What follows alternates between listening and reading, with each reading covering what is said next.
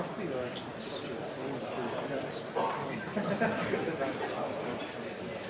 Hi, good morning everyone. Can you hear me up the back?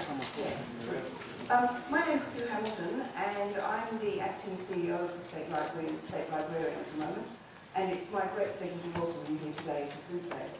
I'd particularly like to welcome Eve Penford-Dennis down here and Paul Callaghan, who are the directors of Freeplay, and to congratulate them on this sellout event, which is fantastic. It's very good.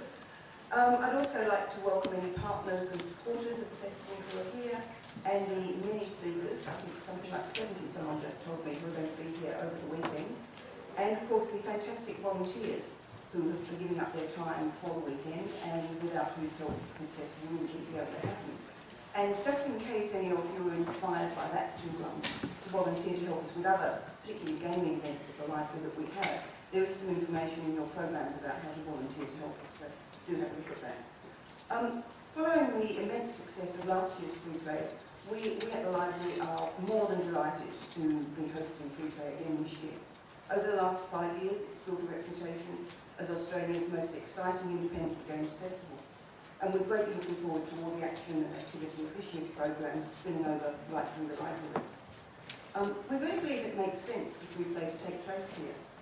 Games take their place alongside books, manuscripts and historical documents as another way that we tell stories. Stories are our way of making sense of the world, navigating the chaos of information that surrounds us and contributing to our own cultural narratives. And stories, of course, are as old as humankind itself and played an essential role in the cultural life of the earliest inhabitants of this land. So it's helpful to stop for a moment and remember that this library and this festival are taking place on the traditional lands of the Callaghan Nation. And it continues in a thoroughly modern way, a tradition of storytelling that goes back to their ancestors many thousands of years ago. So we acknowledge them as the traditional owners of the land and pay our respects to their elders and to the elders of other communities who may be here today. Here at the library, we're the custodians of many stories in many forms. And we have a wealth of information about video games in the books, journals, magazines and our lectures. We also offer you the opportunity to try out locally developed games in Experomedia, which is over in the main library. So we see the library as creating a space for inspiration, imagination and exploration. And we believe that makes Freeplay an excellent fit with what we're trying to do here. So we hope when you're here, you'll take a chance to look around and see what else we can offer you. And we hope you'll visit us again after the festival and have fun in Experomedia with the games. You can check out our website for any upcoming events, and you can follow us on Facebook and on Twitter. So I hope you all have a truly inspiring and enjoyable weekend, and now I'd like to hand over to Ethan Paul. Thanks.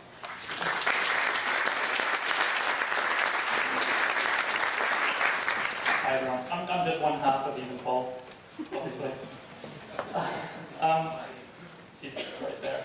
I had a speech that I was going to write this morning. That didn't happen. So, I just want to reiterate, I want to thank a whole bunch of people. I want to thank Hamish at the library for helping us to get Freeplay here again this year. I'd like to thank Alan Gibb from DIRT, if he's here, he might not be. I'd also like to thank our advisory committee, Tia Bauman, Harry Wakeland, Tom Johnson, Christy and Grant Meredith. Without them, the programme wouldn't be the programme that it is. They filled a lot of the blind spots that even I had. And I'd really like to thank the 65 speakers, which is apparently an incredible number, and an insane number, as I've been told repeatedly over the past few weeks.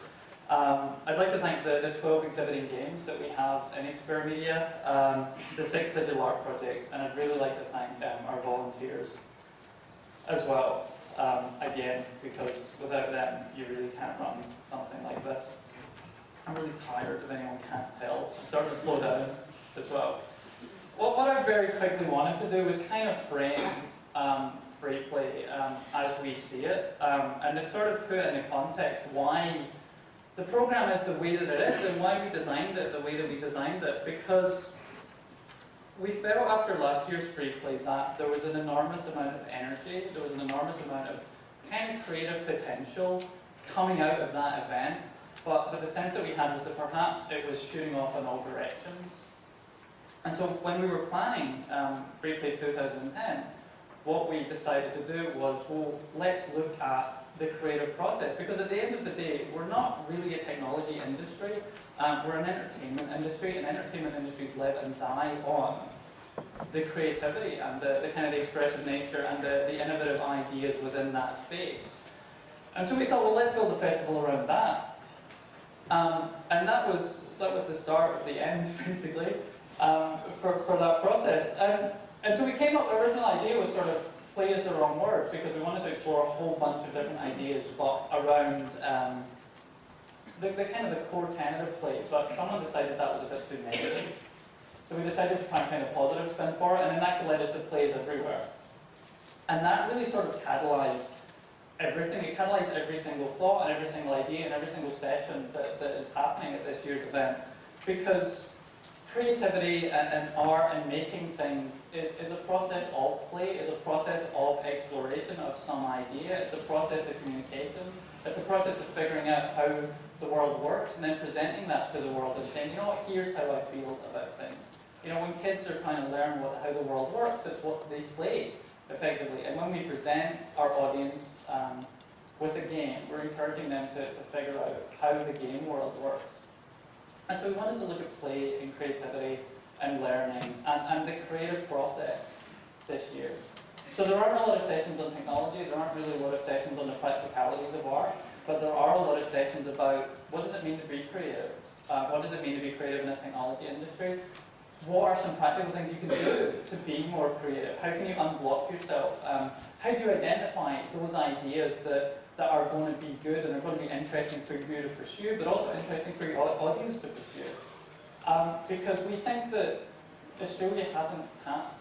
I know that we haven't seen the best that Australian independent development has to offer yet. We've seen some really, really exciting stuff, but if we can work out how to kind of tap into that creativity, how to focus that creativity, then not only do we build, you know, interesting projects, but we can really, you know, put ourselves on the map. And so for us, that was our goal here.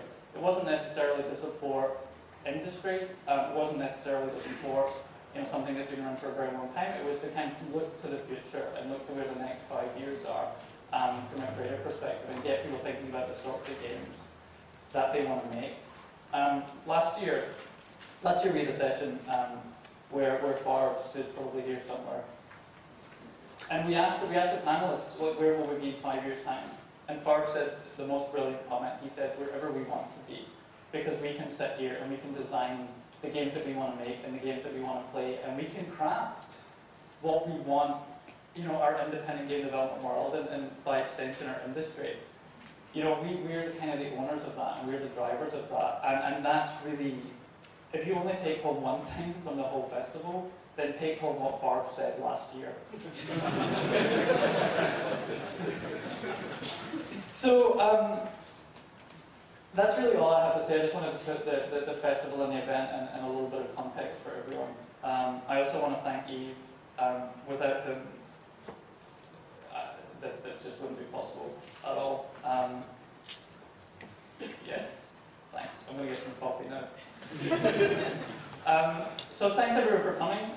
We're sold out, which is just mind-blowing in so many ways. I mean, when you think about this, is only our second festival, you know, as directors, and for it to be this scale so fast, it is incredibly rewarding. And to have all the positive feedback, mostly on Twitter, it has been incredibly rewarding. So thank you as well for coming along.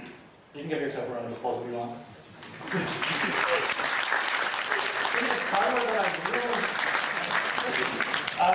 So just lastly, we turned the festival into a game as well, 2 games actually. We have four square venues for here and Experimedia and the workshop room, so check in and try and become there.